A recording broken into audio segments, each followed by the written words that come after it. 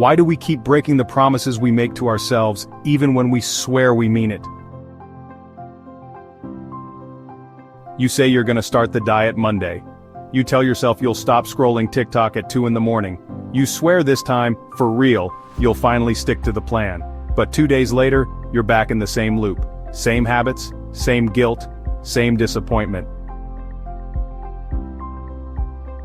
It's not because you're lazy, it's not because you're weak, and it's definitely not because you don't want it badly enough. There's something deeper going on, and today I'm gonna show you exactly what it is and how to finally fix it.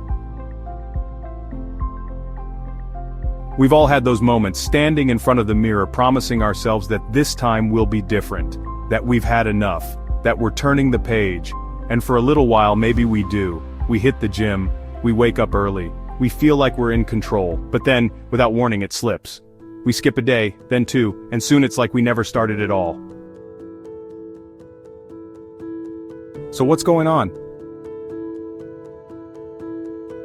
Today we're going to break it down. The psychology behind why we don't follow through, how our brains are literally wired to sabotage us, and how to beat it. And I'm going to walk you through a story. Not just to entertain you, but to show you how change really works when you do it the right way. Because once you understand this, it stops being a battle of willpower, and starts being a shift in identity. Let me tell you about someone I'll call Jamie. 3 months ago, Jamie hit rock bottom. He looked in the mirror and didn't recognize the person staring back. Bloated, burnt out, disconnected. Every night he'd scroll for hours promising he'd get it together tomorrow, and every tomorrow came and went. Until one day, it didn't. You know the voice I'm talking about. It's that same whisper that tells you one cookie won't hurt, that one missed workout won't matter, that you can always start again next week. That voice is not just a bad habit, it's your brain trying to protect you. Here's what most people don't realize. Your brain hates change, biologically. The brain sees unfamiliar routines as threats. So even when you're doing something good like working out, waking up earlier, or eating clean, your brain reads that as danger. It's trying to pull you back to your comfort zone, even if that comfort zone sucks. This is where willpower fails, because you can force yourself for a few days, maybe even a few weeks, but eventually your subconscious wins. Unless you change the game. Let's talk about why we really don't follow through. It's not about effort, it's about identity.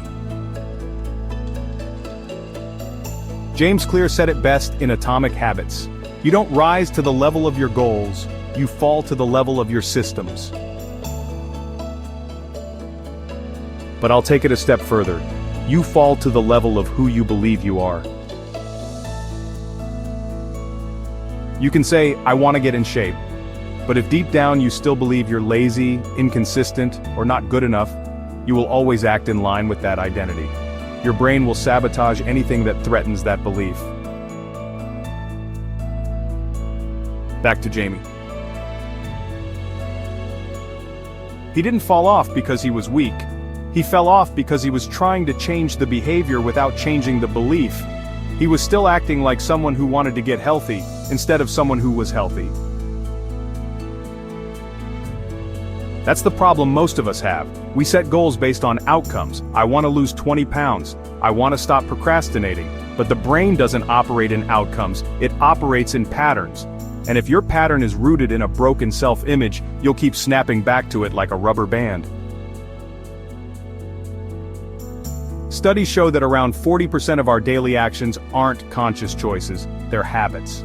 So if your identity is still wired into the old version of you, you'll default right back into that without even realizing.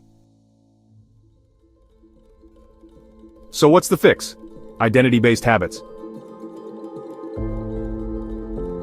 You have to start thinking in terms of identity-based habits.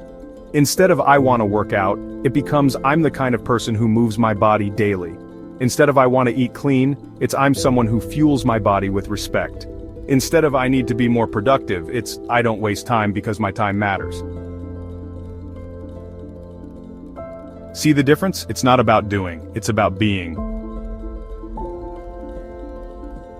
And once you start reinforcing that identity, your brain stops fighting you. You're not forcing change, you're becoming someone new. So how do you do that? Step 1. Catch the story you're telling yourself. When you skip a workout or mess up your diet, notice the voice in your head. Is it saying, "See? I always screw up"? That's a script, and you have to rewrite it. Step 2. Stack small wins, not huge overhauls. Tiny, consistent actions. Drink a glass of water first thing in the morning, make your bed, read a page, do 10 push-ups. Whatever it is, it needs to be easy enough that you can't not do it. Step 3. Celebrate consistency over intensity. You're not trying to prove anything to anyone, your goal is to create evidence that supports your new identity. Remember Jamie? He eventually figured it out. After falling off 5 or 6 times, he stopped trying to go all in. Instead, he focused on becoming. One daily promise kept. That's it.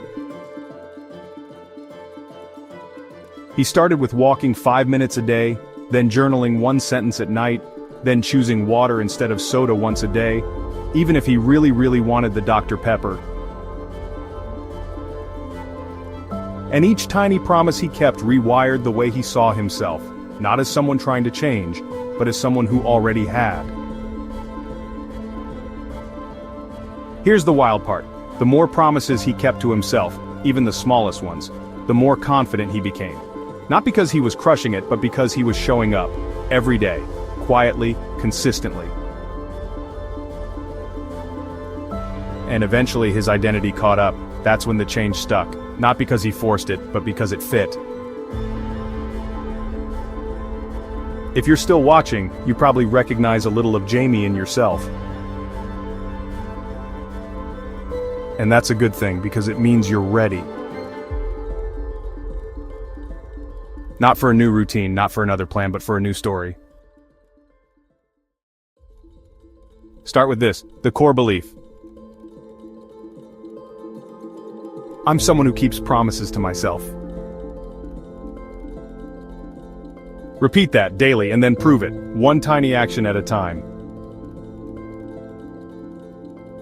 And if you ever slip, because you will, don't see it as failure. See it as feedback. Get curious, not critical. This isn't about being perfect, it's about being honest. Because when you start acting like the person you want to become, your brain has no choice but to follow. You've made promises before, but this time make one you can actually keep. Start small, show up, and let that be